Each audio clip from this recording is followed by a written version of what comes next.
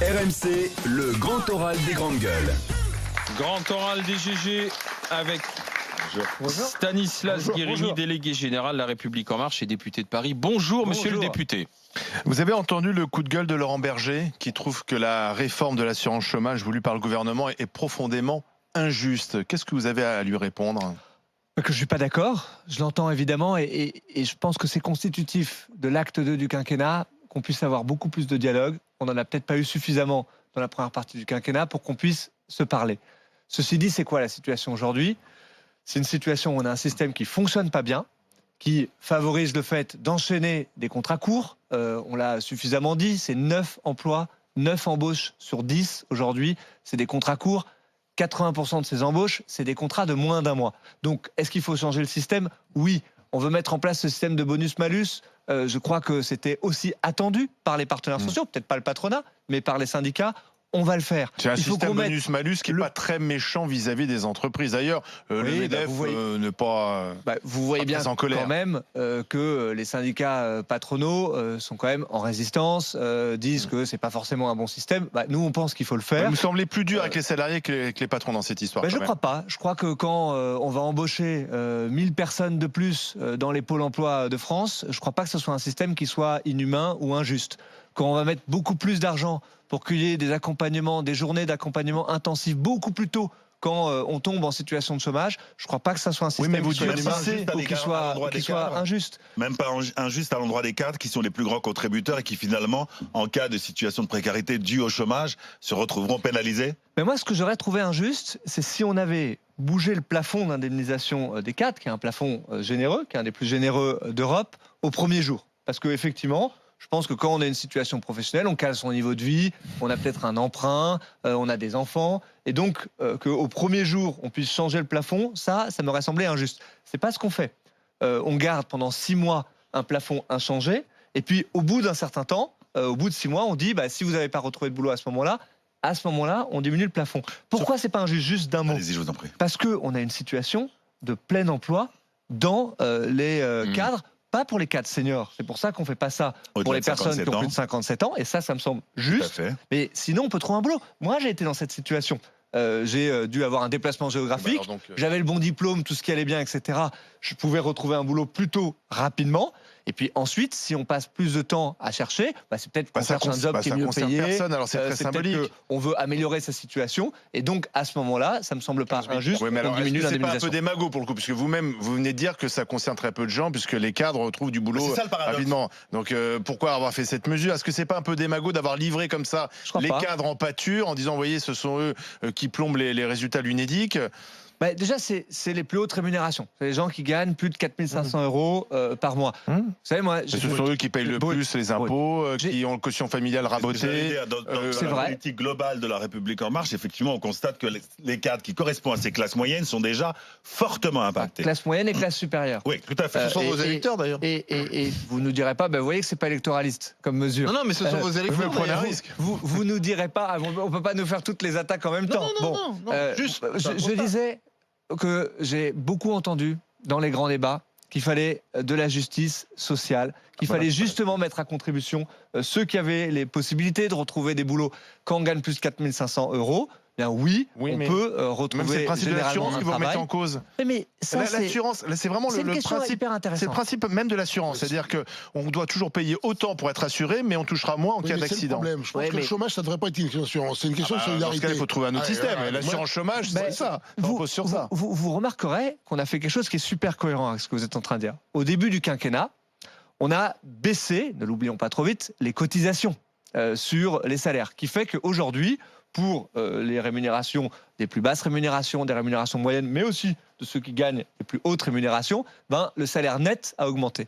Et on a transféré ça sur une augmentation de la CSG. On en a suffisamment parlé. Ça, c'est un système qui est un peu différencié. Parce qu'effectivement, on passe d'une logique assurantielle, où on dit « je me finance un coup dur pour plus tard », à une logique où c'est l'État qui prend ses responsabilités, qui est en réalité celui qui finance, parce que c'était ça l'hypocrisie du système. On avait un système de l'UNEDIC où c'est l'État qui paye, mais c'est pas lui qui fixe les règles. Oui, mais... on le change et on l'assume. Oui, mais en durcissant justement les conditions d'attribution de ces indemnisations, alors vous dites vous-même qu'il y a beaucoup de contrats courts, est-ce que finalement vous n'allez pas sortir des statistiques des dizaines de milliers de personnes et ensuite dire regardez, le chômage a baissé. Est-ce que vous faites pas un petit tour de passe-passe comptable là, Stanislas Guerini? Si on avait voulu faire le passe-passe comptable, on aurait maintenu ce bon vieux système des emplois aidés, qui pour le coup était le système par excellence, qui permettait de sortir artificiellement des gens du chômage pour améliorer ces statistiques. Et d'ailleurs, on voyait immanquablement qu'avant les élections, il y avait une explosion des emplois aidés. Donc ne nous faites pas le procès justement du manque de courage politique. On est sorti de ce système-là. On met en place un système qu'on estime plus juste. Juste une seconde. Si on compare avec nos voisins, c'est quand même pas idiot généralement de regarder ce que font nos voisins. On a un système d'assurance chômage qui est beaucoup plus généreux que nos voisins et qu'on fait revenir à la situation qui était celle d'avant 2009, c'est-à-dire avant la crise financière où on a eu des conséquences et une explosion des situations de précarité sociale. Vous croyez vraiment que la conjoncture économique est si bonne qu'on peut se permettre de durcir les règles? Parce que c'est le pari d'Édouard Philippe, il a dit aujourd'hui la conjoncture est meilleure, et donc normal que les règles d'accès changent aussi. Mais ce que je vois, quand on regarde la croissance, etc., c'est quand même même très ce timide. que je vois, au risque de décevoir les grincheux, c'est que depuis 10 ans, le chômage est à son plus bas niveau. Ce que je vois, c'est que depuis 15 ans, on détruisait des emplois industriels dans ce pays. On est en train de réinstaller des usines. Et donc, on peut gagner cette bataille. Et ça, c'est la bataille fondamentale. Parce que l'injustice, c'est le chômage. Et pourquoi le chômage est plus fort chez nous qu'ailleurs? C'est à cause de ce genre de règles? Mais c'est à cause d'un ensemble de choses. Un marché du travail qui avait des règles beaucoup trop rigides. Ça a été l'acte 1. Un système de formation professionnelle qui ne marche pas. Et qui ne marchait pas. On mettait 100 € sur la table. Il y en a moins de 15 qui allaient vers des chômeurs, plus de 60 € qui allaient vers des cadres. Et donc ça, c'est un système qui ne fonctionnait pas. Et un système d'indemnisation chômage qui était injuste, qui favorisait les contrats courts et qui n'était pas assez incitatif à la reprise au travail. Mais on peut y ajouter d'autres choses. Il y a aussi des problèmes de mobilité dans la société française. Quand on a des difficultés de déplacement, oui, c'est plus dur de changer de ville, de changer de job. Quand on a des difficultés à changer de logement, oui, c'est plus dur. C'est pour ça qu'on a fait un bail mobilité. Donc vous voyez, la bataille contre le chômage, ça va pas être un coup de baguette magique sur simplement un des paramètres. C'est une bataille de société systémique. C'est toujours 7%. Le plein emploi en 2025. C'est comme ça. Le plein emploi, c'est quand on a 4-5% de chômage structurel, c'est-à-dire que le reste, c'est des gens qui sont en train de changer de travail. Ça, c'est le plein emploi. Et l'objectif, c'est le président de la République qui l'a fixé. Je pense qu'il est atteignable. 7% en 2022. Oui, c'était l'objectif qu'on avait fixé. En arrivant, oui, je pense que c'est un bon objectif. On n'y est pas encore. On n'est pas encore, mais admettez qu'on a reculé de plus d'1 point le chômage depuis qu'on est arrivé aux responsabilités. De temps en temps, on se flagelle beaucoup. Quand on est en train d'avancer, quand on est en train de créer des emplois, quand on est en train de redonner de l'attractivité. Il y a une étude qui est sortie récemment qui a montré que le niveau d'attractivité de la France était à son plus haut niveau depuis des années. Et le potentiel de création d'emplois aussi. Bien entendu. Vous savez, quand on est arrivé en responsabilité, les patrons, ils avaient peur d'embaucher parce qu'ils avaient peur que le carnet de commandes soit plus rempli. Maintenant, ils ont du mal à embaucher. Oui, alors ça, c'est un autre problème. Vous n'avez pas encore résolu la difficulté de trouver les personnes. On en parle souvent avec Johnny, et les bonnes personnes pour les emplois. Est-ce que vous pensez que remettre 1000 personnes de plus à Pôle emploi, c'est la solution? On voit aujourd'hui dans le système, nous, en tant que chef d'entreprise, je peux vous dire que Pôle emploi, c'est déconnecté de l'entreprise. Nous, aujourd'hui, on trouve du personnel avec les réseaux sociaux. Sur le bon coin.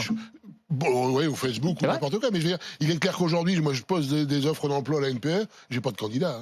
Je vais vous répondre franchement, j'ai été exactement dans votre situation. Moi, vous savez, j'étais à la tête d'une PME, une boîte où il y avait 30 personnes, et donc j'ai connu exactement les mêmes difficultés d'embauche. Par exemple, j'avais besoin d'embaucher des couvreurs parce que je faisais des installations solaires, et c'était extrêmement difficile. Ou même le métier d'installateur solaire, il n'existait même pas dans les catégories de Pôle emploi. Il faut dire, si on veut dire la vérité, que les choses ont quand même changé et se sont quand même améliorées. J'ai visité de nombreuses agences Pôle emploi. Les choses se sont quand même améliorées. Mais on ne va pas se cacher. On a des difficultés aujourd'hui d'accompagnement des personnes demandeurs d'emploi vers une bonne qualification. Et on a des immenses problèmes dans la formation professionnelle. C'est pas quelque chose qui va se changer en un jour, mais il faut dire que le changement qu'on a fait dans ce système-là, pourquoi les partenaires sociaux hier, patronat et syndicats, n'étaient pas contents dans les deux camps? Pour des raisons différentes, vous avez bien compris. Le patronat, parce qu'ils sont pas très à l'aise avec le système de bonus-malus qu'on met en place, parce qu'il va être exigeant au niveau des entreprises, et puis les syndicats, parce que le changement des règles d'indemnisation, il leur semble trop dur. Parce qu'ils n'ont pas la main sur la réforme, c'est ça aussi? Là aussi, il faut quand même dire 3 secondes la vérité. La première démarche de ce gouvernement, c'est d'avoir confié la main et d'avoir donné totalement la main aux syndicats pour négocier, pour qu'eux-mêmes puissent trouver la solution. Ils n'ont pas réussi à se mettre d'accord. Dans ces moments-là, moi je considère qu'un gouvernement réformiste qui veut faire bouger les lignes, il prend ses responsabilités, il fait la réforme. Et ne pensez-vous pas, moi je suis cadre, je suis, je pense, le profil archétypal de l'électeur La République En Marche, et j'ai le sentiment, donc un sentiment nourri par l'émotion, compte tenu des annonces, que s'attaquer aux cadres comme vous le faites là, alors qu'ils sont véritablement votre corps électoral, pour la création potentielle de 250 000 emplois, je trouve qu'il y a un décalage qui est difficilement supportable et qui crée ce sentiment d'injustice.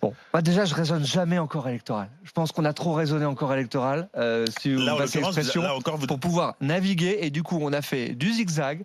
On a essayé de prendre des mesures qui ont fini par foutre le pays par terre, si vous me passez l'expression. Et au final, tous les hommes politiques ont été sanctionnés au bout du compte parce qu'ils n'avaient pas de résultat. Donc moi, je crois depuis le premier jour de ce mandat que ce qui nous donnera notre légitimité face à notre corps électoral, ce sont les résultats. Ensuite, je ne pense pas qu'on puisse dire qu'on s'attaque au cadre.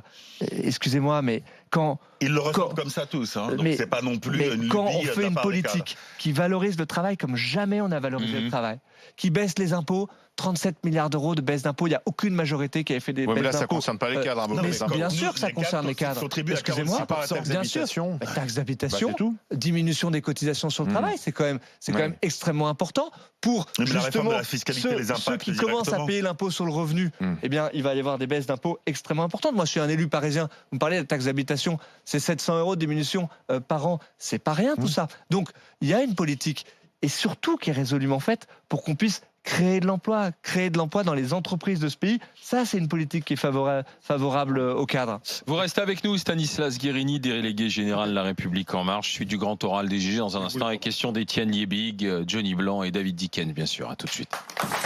RMC jusqu'à midi. Les grandes gueules.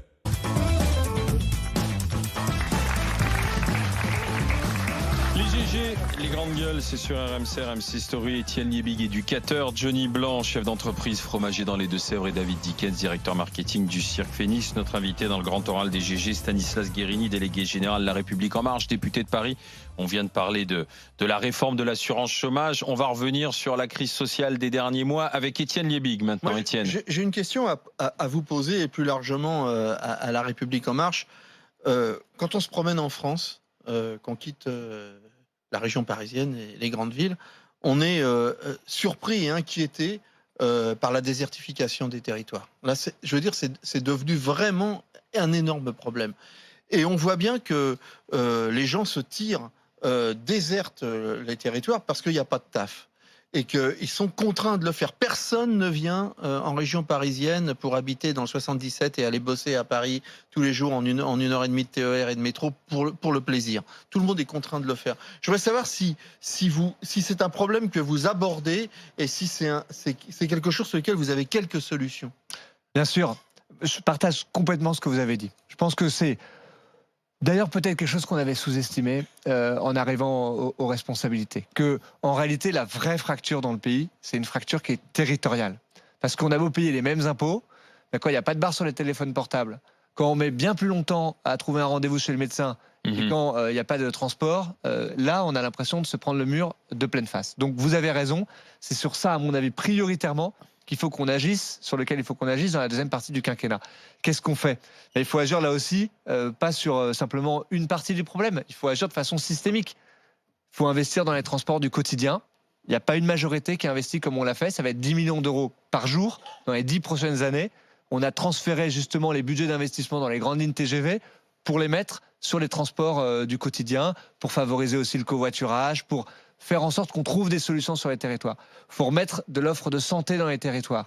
On va justement embaucher des médecins salariés de l'État pour qu'ils puissent aller dans les hôpitaux, favoriser. Et l'emploi. Moi, je vous parle d'entreprise, parce que là, c'est incroyable. Pour les entreprises, ce qu'il faut faire aussi, c'est permettre de faire en sorte qu'il y ait la fibre sur le territoire. Je me suis beaucoup déplacé pendant les grands débats. À chaque fois, on me disait, bah oui, c'est bien sympa, je veux installer mon entreprise, il n'y a même pas Internet où on capte mal le téléphone portable. Un grand plan de déploiement sur la fibre.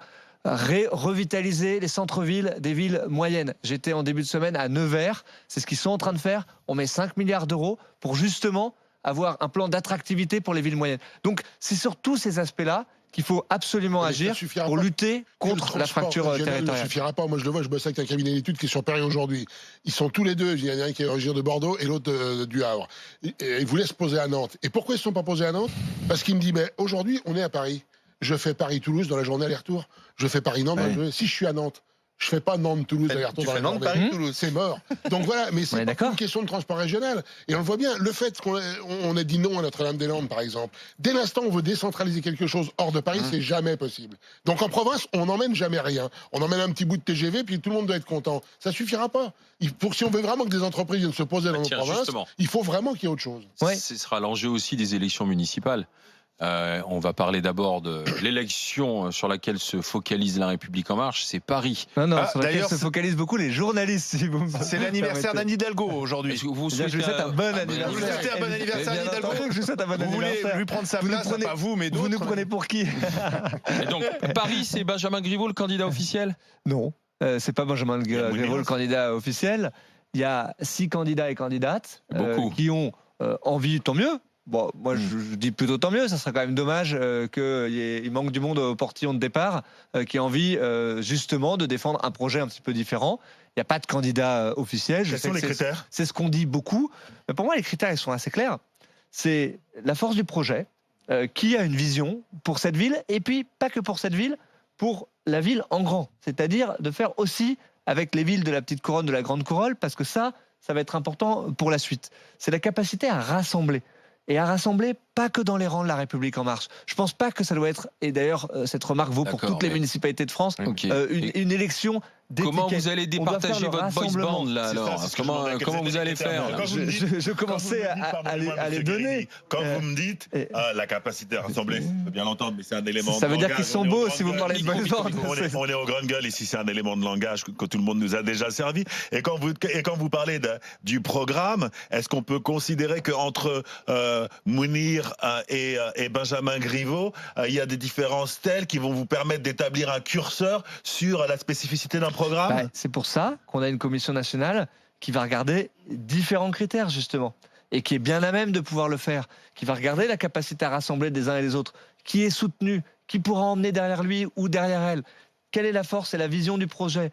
Quels sont les éléments de notoriété, de popularité aussi des candidats et des candidates qui vont se présenter? En fait, c'est un ensemble de critères qui va être jugé par notre commission nationale et puis qui pourra porter avec succès le projet. Et par exemple, Marlène Schiappa vient de dire « Moi, je soutiens Benjamin Griveaux ». Donc, ça fait une ministre éminente du gouvernement. On a l'impression qu'on voit vers qui le curseur va, quoi. Attendez, que les uns et les autres puissent afficher leur soutien. Ça va, on va pas le critiquer ou le reprocher aux uns et aux autres. Tant mieux, ça veut dire qu'on va pouvoir mener un projet collectif. En fait, moi, je m'en réjouis plutôt. C'était pas vraiment le sens de ma question. Je vais la poser plus directement, ce qu'on m'en fait souvent. Vas-y. Je crois que ça vaut le coup. Est-ce que vous ne pensez pas que La République En Marche, pour cette conquête des municipales, sans une alliance assumée avec les Républicains, ne parviendra pas à un résultat appréciable? Moi, ce que je pense, je vais essayer de vous répondre tout aussi directement. De façon empirique, dans certaines régions, et notamment dans la ville de Nice, où vous le savez comme moi, c'est très compliqué pour La République En Marche. Et donc, est-ce que vous ne pensez pas que la survie véritablement de ce mouvement que je soutiens pour les municipales, c'est une alliance assumée avec les Républicains? J'ai une nuance. Faire des alliances, oui. Tendre la main à ceux qui veulent la réussite de cette majorité, la réussite du pays, oui. Faire le rassemblement, oui. Au-delà, les rangs de La République En Marche, j'en suis absolument convaincu. La nuance que j'ai avec vous, c'est que je ne veux pas que ça soit une alliance d'étiquette. Et d'ailleurs, je vais vous dire un truc, je pense que les alliances d'étiquette, ça ne vaut plus rien.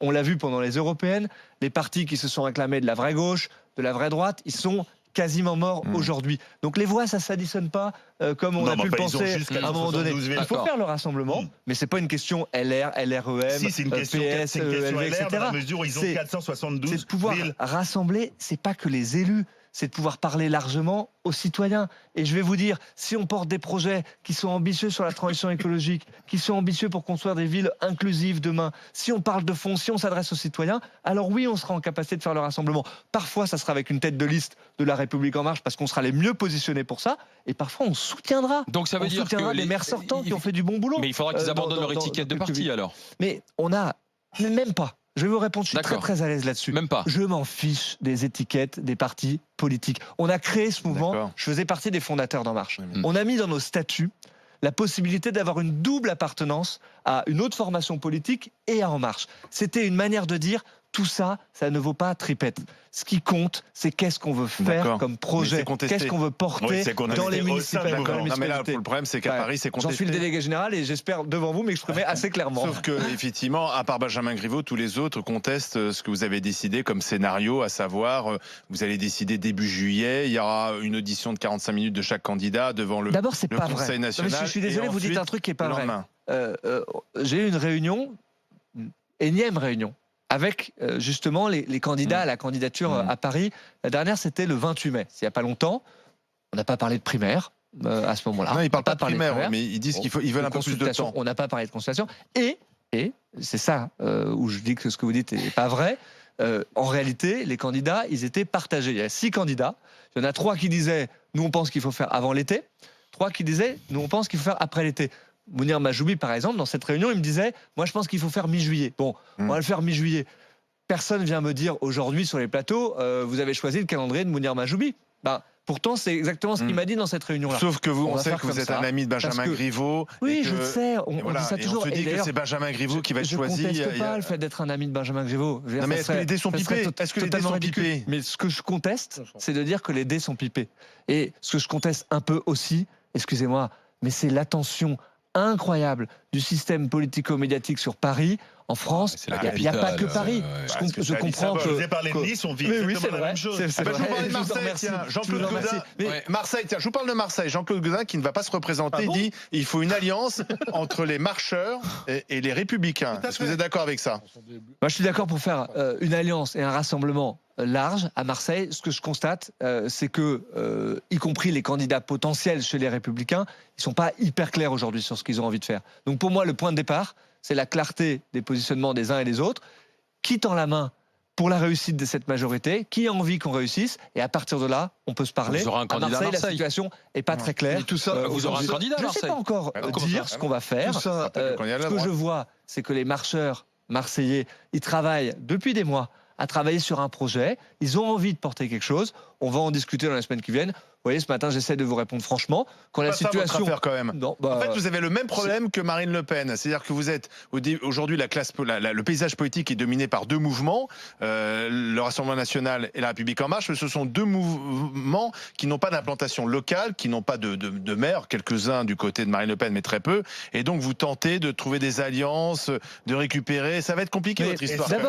Et sans vraiment l'assumer, parce que ce dont on se rend compte de l'intérieur, c'est qu'il y a une différence fondamentale entre le gouvernement, qui est plutôt libéral, et le mouvement et les militants qui sont plutôt à gauche. Moi, c'est vrai ça. C'est ce que je ressens de l'intérieur, et c'est ce qui a assumé. Donc ils n'ont pas forcément besoin de soutenir quelqu'un de droite par certains cadres. Et donc la difficulté, j'ai le sentiment, et c'est pour ça que j'insiste, parce que je déplorerais qu'on puisse pas assumer cette alliance vitale avec les Républicains. La difficulté, c'est d'assumer ça auprès du mouvement, parce que il y a cette identification à gauche. On refuse cette alliance. Alors le mouvement est à gauche. 472 villes. Tout seul, David. Non, ce qu'il faut qu'on continue à faire, c'est la politique du en même temps. Je veux dire, on vient de vivre des élections européennes qui ont refait la démonstration que le clivage droite-gauche dans notre pays, ça marchait pas. Et je retrouve dans les expressions des uns et des autres l'obsession de l'étiquette de droite ou de l'étiquette de gauche. Les maires sont devant, c'est ça. Je pense que ce qu'il faut faire. Attendez, il y a un truc qui est vrai. Je rajoute juste un point. Un truc qui est vrai, c'est que nous, on va être très humble dans cette élection. On arrive. On n'a pas d'élus locaux. On en a peu aujourd'hui. 2000. Et ben donc, moi, l'objectif que je nous fixe, c'est qu'au lendemain des élections municipales, on ait pu faire une nouvelle phase dans l'implantation territoriale de ce mouvement. Donc pas forcément beaucoup de maires, mais des conseils municipaux. Multiplier par 5 le nombre d'élus locaux, la République, ça serait pas mal déjà. Je rappelle un truc, quand le général de Gaulle a fondé son parti, en réalité, il a mis plus de 10 ans à vraiment implanter cette formation politique dans le territoire. Faisons les choses progressivement. Ce qui est vrai, c'est qu'on a diablement besoin des élus locaux pour réussir notre projet. Parce qu'il y a beaucoup de choses qu'on ne pourra pas faire seulement en faisant des réformes à l'Assemblée nationale. La première partie de notre discussion sur la formation professionnelle, sur le marché du travail, le démontre absolument. Ce dont on a besoin, c'est qu'on puisse transformer les choses sur le terrain. Pour moi, c'est à ça que ça sert ces élections. C'est pas un point d'arrivée, c'est un point de départ pour continuer à mener notre projet. Moi, en tant que personne de gauche depuis toujours, j'ai le sentiment que le macronisme, ça n'existe pas, quoi. Il y a Macron. Et il y a des gens qui ont adhéré parce que pour des tas de raisons à ce qu'il a dit, au personnage charismatique, à tout ce qu'on voudra. Mais qu'il n'y a pas de corpus macronien qui permettrait d'adhérer à une idéologie comme moi j'aime bien adhérer à des idéologies, voilà. Et je n'adhérerai pas à cette idéologie parce que je ne la reconnais pas. Elle pompe à droite, elle pompe à gauche. Là, en l'occurrence, on voit bien qu'elle pomperait plutôt à droite pour les questions de municipales et que pourtant, je sais que chez les macroniens de base, il y a pas mal de gens de gauche et notamment qui se sont tirés du PS pour des tas de raisons et qui se trouvent bien, qui se trouvaient bien ou qui se trouvent bien là. Et alors, j'ai l'impression que Macron parti, ça va tomber comme un soufflet. Alors, vous avez l'air de tirer de droite et de gauche. C'est une bonne question et je pense que c'est notre enjeu principal d'une certaine façon pour le mouvement. Moi, je crois qu'il y a une philosophie et une idéologie derrière tout ça. C'est de se dire qu'il faut donner à chaque personne le moyen de choisir sa vie. En libérant les possibilités des uns et des autres, en favorisant le travail, on en parlait sur la formation professionnelle. Ça, c'est ce qu'il faut faire pour permettre et libérer les individus. Et puis, il y a des personnes, on en parlait hors antenne, qui sont assez durablement exclues du système aujourd'hui, qui sont les plus fragiles, qui sont parfois les perdants de la mondialisation. Bien, eux, il faut mettre le paquet pour pouvoir les accompagner. Et depuis le début du quinquennat, puisque vous me parlez de droite et de gauche, on a fait des réformes qui, pour moi, sont profondément sociales. Quand on divise les classes par deux dans les quartiers prioritaires, je pense que ça, c'est une réforme qui est sociale.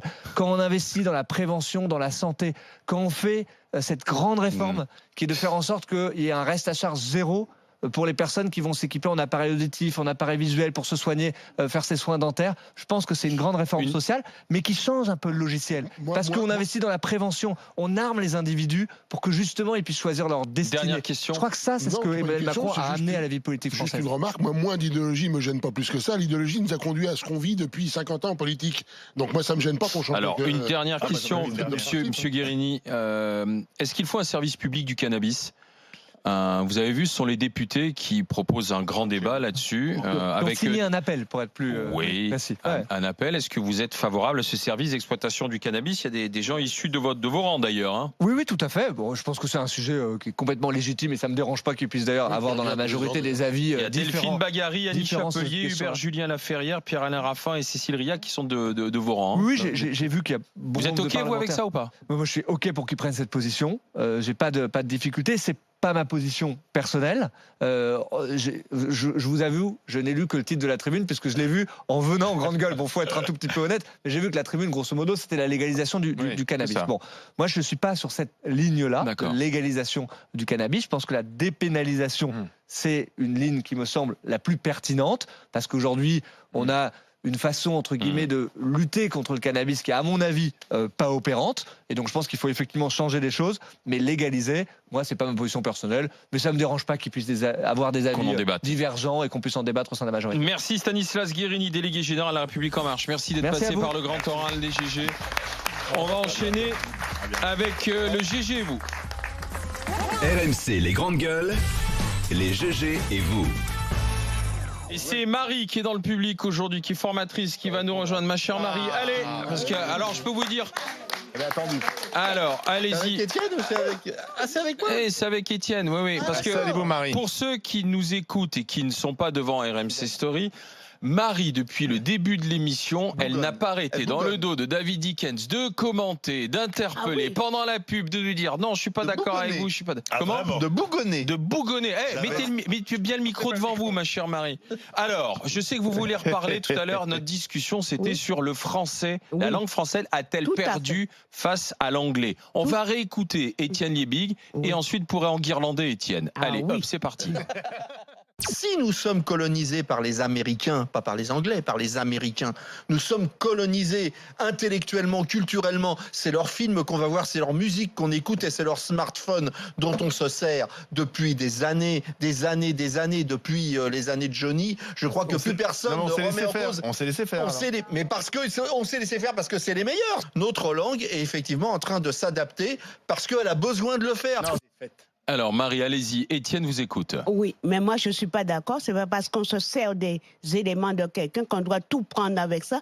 Je suis guadeloupéenne, je suis fière de parler français. Et moi, quand je m'exprime en français, il y a une chose il y a des subtilités de la langue qu'on ne trouve pas dans l'anglais. Vous ne me ferez pas comprendre parce que j'utilise. D'abord, je n'ai pas de smartphone américain, je n'en utilise pas. Alors, j'en voudrais pas non plus. On s'est battu pour avoir regardé la base à Cayenne, à Kourou. Donc, on peut bien faire, on peut acheter des trucs américains, mais c'est pas pour ça qu'on doit assimiler avec leur langue. Je déteste l'anglais dans ces conditions-là. Oui, mais Étienne. Moi, je suis en train de dire. Allez bien. Bravo, Marie. Je ne suis pas d'accord. Moi, ce que je dis, c'est que on choisit pas, quoi. En fait, on choisit pas. Je pense que c'est un leurre de se dire on va résister. Tous les jours on dit on va résister et tous les jours en fait on n'arrête pas de sombrer plus loin dans ce grand remplacement américain. Pas moi. Ah bah alors il peut y avoir des très forts résistants. Ah oui. Mais ce que je peux, alors ça, je veux bien le croire, et peut-être que votre position, c'est peut-être une question de génération aussi. Vous met dans ce, mais je vois bien que peu à peu on est absorbé par une culture qui est plus puissante que la nôtre. Je suis à la Commission européenne. À la Commission européenne, chaque fois qu'ils m'envoient un truc en anglais, je leur dis dans les textes fondamentaux de la CEE. C'est vrai. On a le droit de... Je demande et ils me traduisent, ils me payent les traductions. Bien sûr. Je me fais payer les traductions. Non, mais en plus, Étienne, c'est pas tout à fait vrai parce qu'il y a plus de gens dans le monde qui parlent français aujourd'hui qu'il y a 50 ans. Le français n'est pas mort, ne disparaît pas. La francophonie se développe. Là, je voudrais juste te dire... Va sur le continent africain. Mais justement, allons sur le continent africain. Et allons sur le continent africain. Aujourd'hui, sur le continent africain, à l'école, les parents choisissent aussi que leurs enfants parlent anglais avant français. Pas toujours, pas du tout. Non. J'ai fait les 55 pays d'Afrique. Non.